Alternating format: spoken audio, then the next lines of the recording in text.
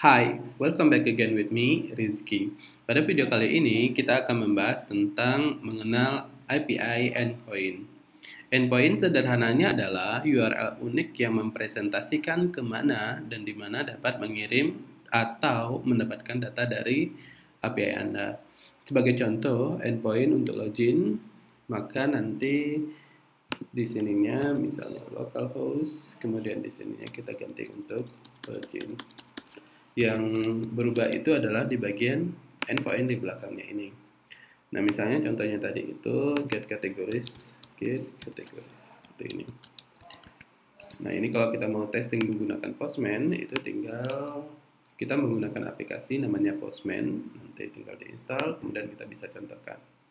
Dan di sini kita bisa melihat hasil dari JSON-nya adalah seperti ini. Dan apabila kita ingin melihat di dalam folder Laravel di mana kita bisa menggunakan endpoint itu atau men-setting endpoint-nya, itu terletak di bagian config, di bagian app, kemudian http, kemudian controller dan kemudian ada controller lagi. Nah, di sini kita misalnya kita mau cari kategoris. Get categories.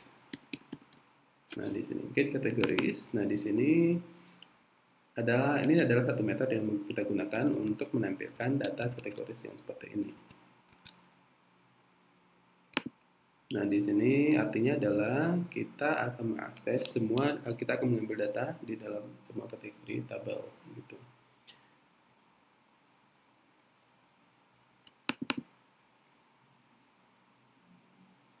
Dan untuk mengatur endpoint-nya, kita bisa di bagian roots, kemudian API.